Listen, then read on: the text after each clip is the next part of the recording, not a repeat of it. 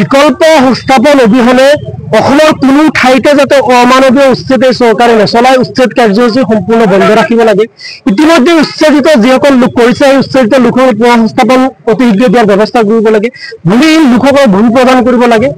যুগ যুগ ধৰি চৰকাৰী ভূমিত যিসকল লোক বসবাস কৰি আছে তেওঁলোকক মাটিৰ অধিকাৰ প্ৰদান কৰিব লাগে, মাটিৰ পট্টা প্ৰদান কৰিব লাগে। আৰু বিশেষকৈ উচ্ছেদিত লোকসকলক ভোটাৰ তালিকাৰ পৰা নাম কৰ্তন কৰাৰ কাৰণে যি চৰকাৰে ষড়যন্ত্ৰ কৰিছে সেই ষড়যন্ত্ৰ বন্ধ কৰিব লাগে। এই দাবীকেইটা মূলত লৈ আজি আমাৰ ছাত্ৰ মুক্তি সংগ্ৰাম সমিতি আৰু কৃষক মুক্তি সংগ্ৰাম সমিতিয়ে 4 দিন হৈ গ'ল চাপৰ ৰাজ্য ছাত্ৰ বিষয়াৰ কাৰ্যালয়ৰ সন্মুখত অনিৰ্দিষ্টকালীন অৱস্থান ধৰ্মঘট কাৰ্যসূচী ৰূপায়ণ কৰিছে। আজি আমি এই কাৰ্যসূচীত উপস্থিত হৈ এই দাবীকেইটাৰ প্ৰতি সমৰ্থন কৰি চৰকাৰক আহ্বান জনাব বিচাৰিছো, অতি শীঘ্ৰে উল্লেখিত দাবীকেইটা পূৰণ কৰি তেওঁলোকে ব্যৱস্থা গ্ৰহণ কৰিব লাগে। আৰু যদি এই ব্যৱস্থা গ্ৰহণ নকৰে তেতিয়াহ'লে চৰকাৰৰ বিৰুদ্ধে চাপৰ ৰাজ্য চৰকাৰৰ সন্মুখত আৰম্ভ হৈ আন্দোলন অসমৰ বিভিন্ন প্ৰান্তলৈকে আমি বিয়পাই দিম। কাৰণ আমি দেখিছো চৰকাৰখনৰ সম্পূৰ্ণ অসাংবিধানিকভাৱে আৰু চূড়ান্ত অমানৱীয়ভাৱে অসমৰ বিভিন্ন জিলাত বিভিন্ন প্ৰান্তত তেওঁলোকে এই ধৰণৰ উচ্ছেদ কাৰ্যসূচী চলাইছে। তেওঁলোকে যদিও সংখ্যালঘু মুছলমানৰ টাৰ্গেট কৰি তেওঁলোকে উচ্ছেদ কৰিছে, কিন্তু সংখ্যালঘু মুছলমানক টাৰ্গেট কৰি উচ্ছেদ কৰি সাম্প্ৰদায়িক ৰাজনীতি কৰাৰ আঁৰত তেওঁলোকে অসমৰ স্থায়ী মানুহ জনজাতীয় মানুহৰ হাজাৰ হাজাৰ বিঘা ভূমি যে তেওঁলোকে বহিৰাগত বনিয়া পুঁজিপতি আদানী আম্বানী ৰামদেৱৰ দৰে পুঁজিপতি গোষ্ঠীক যে ভূমি গতাই দিয়াৰ যি চক্ৰান্ত কৰিছে তাৰ বিৰুদ্ধে কিন্তু আমি সমগ্ৰ ৰাজ্যজুৰি এক ব্যাপক ঐক্যবদ্ধ আৰু আপোচহীন আন্দোলন গঢ়ি তুলিম। সেই কথাটো কিন্তু আমি চৰকাৰক সকীয়াই দিছোঁ।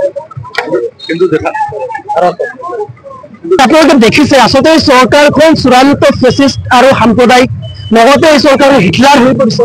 আচলতে মইতো ক'ব বিচাৰো যে চৰকাৰখন আচলতে হত্যাকাৰী চৰকাৰলৈ ৰূপান্তৰিত হৈ পৰিছে। হিমন্ত বিশ্ব শৰ্মা হত্যাকাৰী চৰকাৰৰ মূৰত বহি পৰিছে।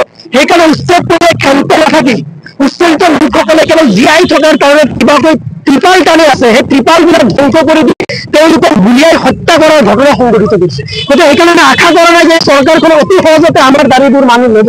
কিন্তু এই চৰকাৰখনে যেতিয়ালৈকে আমাৰ দাবী মানি নলয় তেতিয়ালৈকে আমি গণতান্ত্ৰিকভাৱে শান্তিপূৰ্ণভাৱে অথচ কোনো শক্তিশালীভাৱে আমাৰ কাৰ্যসূচী আমি চলাই লৈ যাম। আৰু আমাৰ কাৰ্যসূচী কেৱল ধুবুৰীৰ চাপৰতে সীমিত নাৰাখি গোটেই অসমজুৰি সকলো মানুহৰ জাতি ধৰ্ম বৰ্ণ ভাষা মানুহক ঐক্যবদ্ধ কৰি আমি উচ্ছেদৰ বিৰুদ্ধে ব্যাপক গণ আন্দোলন গঢ়ি তুলিবলৈ আমি যত্ন কৰিম।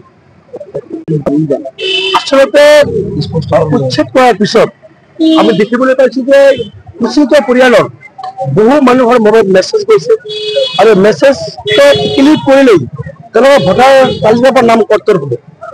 ই এক অমানৱিক আৰু অগণতান্ত্ৰিক প্ৰথা দেশ কৰি এই উচ্ছেদিত পৰিয়ালসকলক তেওঁলোকে ৰাষ্ট্ৰহীন কৰিব বিচাৰিছে। গতিকে এইটো ধিক্কাৰ জনাইছো যে DCA বা ইলেকশ্যন কমিশনাৰ তেওঁলোকে কেৱল আৰু কেৱল মুখ্যমন্ত্ৰীৰ কথা বলে কাম কৰে নেকি?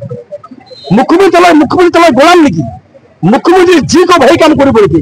গতিকে এই কাণ্ডটোৱে অতি ধিক্কাৰজনক আৰু যাতে কোনো নাগৰিকৰ তালিকাৰ পৰা নাম কৰ্তন নহয় তাৰ ব্যৱস্থা কৰিব লাগে। আৰু যদি তেওঁলোকে এই কাম কৰে আমি এই চাপৰ পৰা আমি ব্যাপক গণতান্ত্ৰিক আন্দোলন গঢ়ি তুলিবলৈ বাধ্য থাকিম। আমি আকৌ কৈছো যে উচ্ছেদিত পৰিয়ালসকলক কোনো সংস্থাপন দিব লাগিব।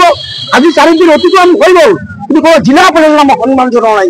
আমি ইয়াত আমি ত্ৰিপল টানিম যে টানিব আমাক দিয়া নাই। ই একেবাৰে অমানৱিক আৰু অগণতান্ত্ৰিক চৰকাৰখনে আমাক এনেকৈ নিৰ্যাতন কৰি আছে। গতিকে আমাৰ যিমান জনকে দৰিদ্ৰ ভূমিহীন উচ্ছেদিত পৰিয়ালৰ মাটি বণ্টন দিয়া নহ'ব, থাকিবলৈ জাগা দিয়া নহ'ব। আৰু সিমান দিনক আমাৰ এই সংগ্ৰাম আমাৰ অৱস্থা অব্যাহত থাকিব।